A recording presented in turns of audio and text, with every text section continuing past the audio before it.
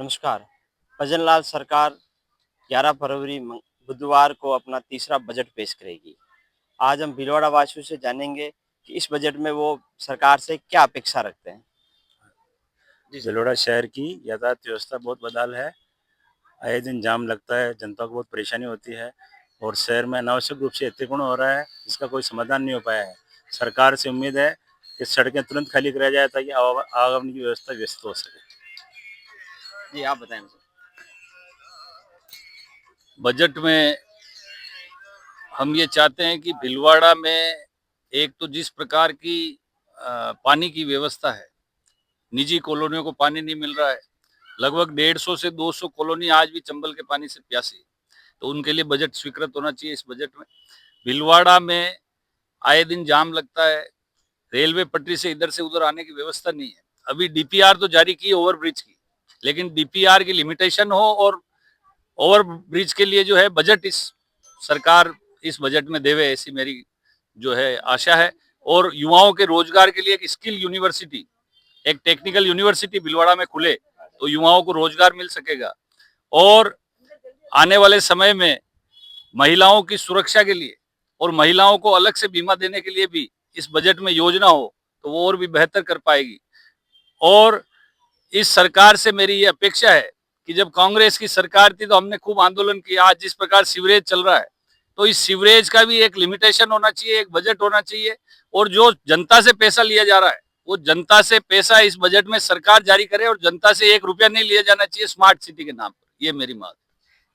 Overbridge शहर की traffic व्यवस्था, यातायात व्यवस्था सुगम करने के लिए बड़ी ज़रूर आवश्यकता है और इसकी लगातार कई वर्षों से इसकी माँग है। अब देखते हैं इस बजट में भीलवाड़ा को मिलता है या नहीं मिलता है। जी, आप बताएँ, आप क्या अपेक्षा रखते हैं?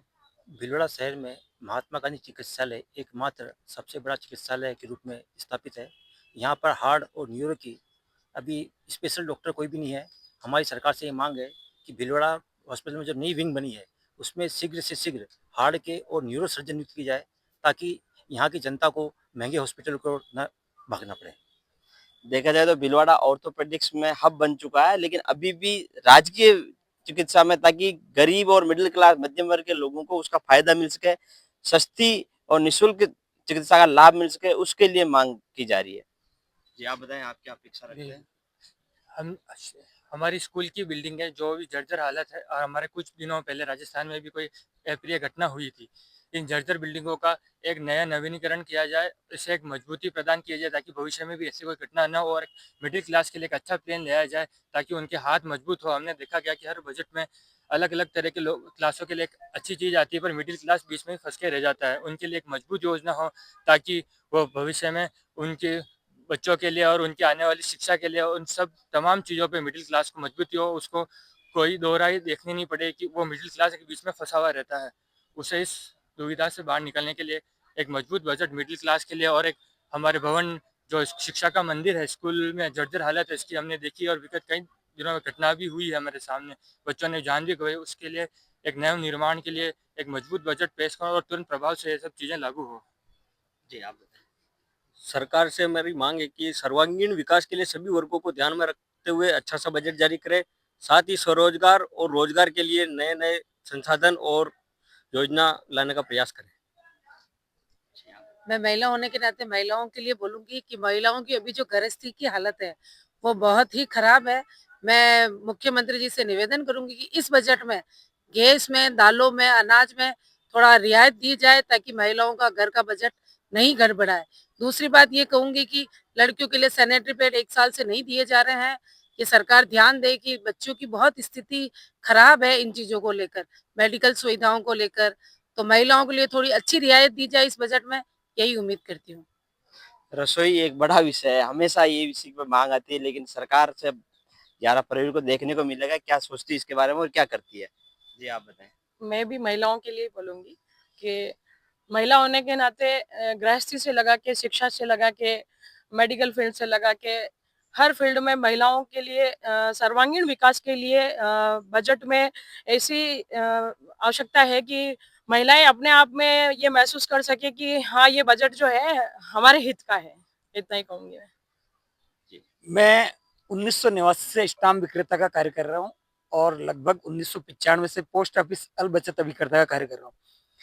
न तो राजस्थान सरकार और न ही भारत सरकार ने अल बचत के संबंध में और स्टाम्प विक्रेताओं को कभी ध्यान दिया, जबकि प्रतिवर्ष विधायकों और सांसदों का वेतन भत्ते ध्वनि मत से बढ़ जाते हैं। मैं राज्य सरकार से मांग करूंगा कि तमाम अल बचत अभिकर्ता महिला और पुरुषों की ओर ध्यान दे और उनके उचित विकास के लिए रियायती दर पर भूखंड, उनको पेंशन, चिकित्सा सुविधा उपलब्ध कराने की मांग करता हूँ। जी, आप क्या उम्मीद करते हैं सरकार से? ये सरकार से यही उम्मीद है कि जो भीलवाड़ा जिला जो टेक्सटाइल का हब है, जहाँ लाखों श्रमिक काम करते हैं, उन श्रमिकों के न्यूनतम मजदूरी काफ़ी कम है और वर्षों से कई दशक हो गए जो व्यास साहब ने पहले मजदूर कॉलोनी बनाई थी गरीब मजदूरों के लिए, उसके पश्चात यहाँ मजदूरों के लिए कोई काम नहीं हुआ है। तो एक तो इनकी न्यूनतम मजदूरी में बढ़ोतरी की जाए और एक ये जो गरीब श्रमिक है इनको रियायती दर पे कहीं कॉलोनी बसाने के लिए या बनाने के लिए रियायती दर पे भूखंड दिए जाए। तो आपने देखा भीलवाड़ा वासियों के क्या अपेक्षा करते हैं राज्य सरकार से और क्या क्या इनकी उम्मीदें हैं कि जो सरकार इनको देगी, और ये तो अब क्या मिलता है भीलवाड़ा को और प्रदेश को, ये अब 11 फरवरी बुधवार को वित्त मंत्री दिया कुमारी बजट पेश करेगी, उसी में सामने आएगा। पंजाब केसरी के लिए श्याम प्रताप सिंह, भीलवाड़ा।